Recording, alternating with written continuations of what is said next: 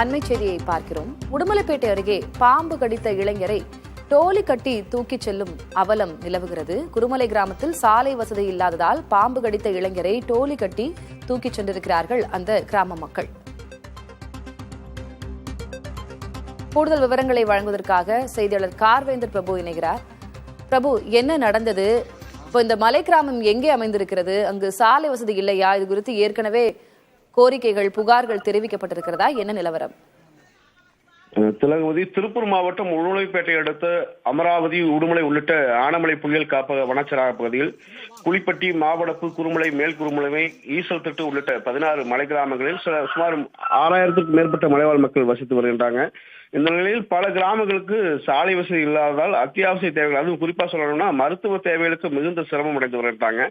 இந்த நிலையில குருமலையைச் சேர்ந்த சரவணன் என்ற இளைஞர் நேற்று இரவு திருமூர்த்திமலைக்கு மளிகை சாமான்கள் வாங்க வந்த பொழுது கருஞ்சோலை வழியாக மீண்டும் திரும்பி இருக்காரு. அப்போது பாம்பு கடித்துள்ளது. இந்த நிலையில மலைவாழ் மக்கள் அவருக்கு சாலை வசதி இல்லாததால சிகிச்சை அளிப்பதற்காக தொட்டில் கட்டி கரடுமுரடான மலைப்பாதை வழியாக உடுமலைப்பேட்டை அரசு மருத்துவமனைக்கு தற்போது கொண்டுள்ளனர். மலைவாழ் மக்கள் திருமூர்த்திமலையிலிருந்து குருமலை வரைக்கும் சாலை அமைக்க வேண்டும் என பல கோரிக்கைகள் விடுத்த நிலையில, அது போராட்டங்களும் நடத்திய நிலையில மாவட்ட ஆட்சியர் உத்தரவு பேரில் ஒப்பந்தங்கள் கோரப்பட்டு திருமூர்த்திமலையிலிருந்து குருமலை வரைக்குமே சாலை அமைக்கும் பணி துவங்கப்பட்டது.